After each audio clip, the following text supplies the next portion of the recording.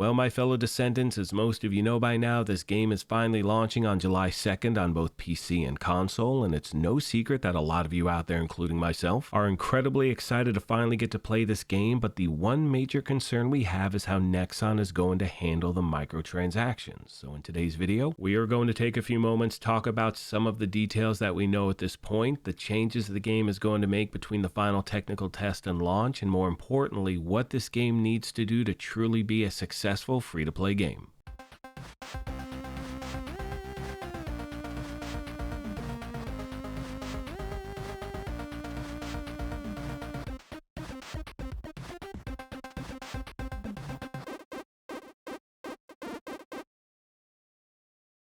What is going on, my YouTube family? Welcome back to the Gaming Brigade, and many of you out there may be new to the channel because I just started covering this game, and one thing I have always done here and will continue to do is share with you both positive and negative aspects of what may be going on in a game, and due to the fact that many of you reached out to the channel in regard to microtransactions, I felt it was very important to talk about what I feel this game needs to do to truly be successful in the long run. Now, if you happen to be new here, feel free to hit that subscribe or join button. If you enjoyed this, you could hit that like button as well. And we are having a giveaway for an Xbox Series S. To enter, all you need to do is subscribe here or follow on Twitter, and the winner will be announced July 4th of this year. Now, the short answer I can give you as far as how this game can be successful as a free-to-play game is all they need to do is follow the roadmap that Warframe has built over the last decade. And the reason I say that is because, in my opinion, and please let me know your thoughts in the comments section down below, it is what a free-to-play game should be. All of their microtransactions are purely cosmetic, and not only that, and more importantly, all of the actual gameplay content is 100% free. Now, another thing that Warframe has is one of the best, if not the best, player-driven economy that I have ever seen in a free-to-play game, and because of that, you have the ability to earn premium currency by selling items to other players, and when you combine that with the fact that the game is constantly being updated by the developer, it is a clear indication of why this game is so popular 10 years after its initial launch. Let me know what you think, my friends, and as always, questions, comments, or feedback, please let me know as well, and I'll do my best to get back to you as quick as I can.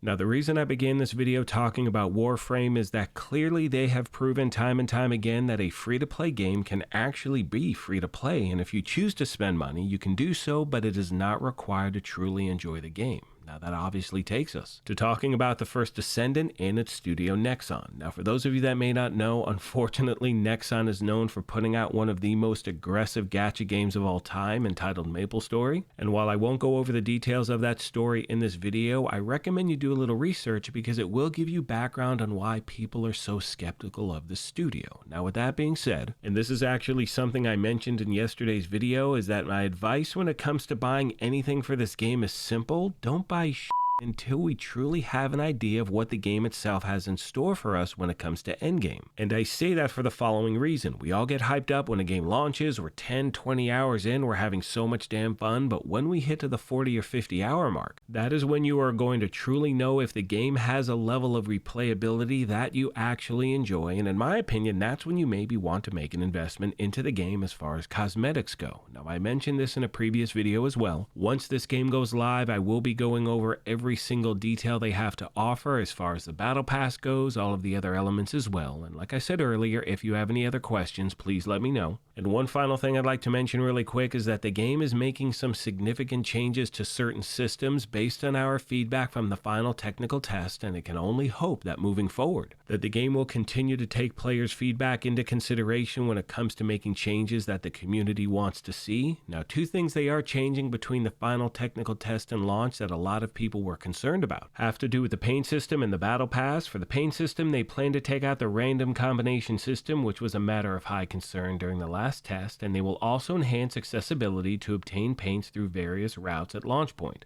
Next, we have battle pass improvements. They are going to remove battle coins that caused inconvenience. Now you can earn rewards simply by leveling up the battle pass. And finally, they will also improve the UX to enhance usability. These are just some of the changes that the game is making before launch. And once again, to be very clear, these changes are based on player feedback. So again, let's hope they continue this pattern once the game finally goes live. Now, last but not least today, I want to talk about the term pay to win because a lot of you reach out to the channel and you comment that this is a pay to win game. Now, in my opinion, and once again, please let me know your thoughts, I really don't see that being an issue in this game because this is strictly PvE. You know, if you're talking PvP and someone can spend money to have an unfair advantage against another player, that to me is the definition of play to win. Again, please let me know your thoughts in the comment section down below. And the final thing I'd like to talk about today is really the hype behind this game. Now, we all know we've seen certain games come and go that had a ton of hype behind them. We're talking Outriders, we're talking Anthem, and these are games that seem to have really great core mechanics. Now, keep in mind those games were not free to play. And I think the worst part is that these games had so much potential, but they never seemed to really find their own identity, if that makes sense. So I'm only hoping moving forward. Look, I've said this before, I'll say it again. I am cautiously optimistic about this game. We only have a matter of weeks until launch, and once again, I promise you I will never bullshit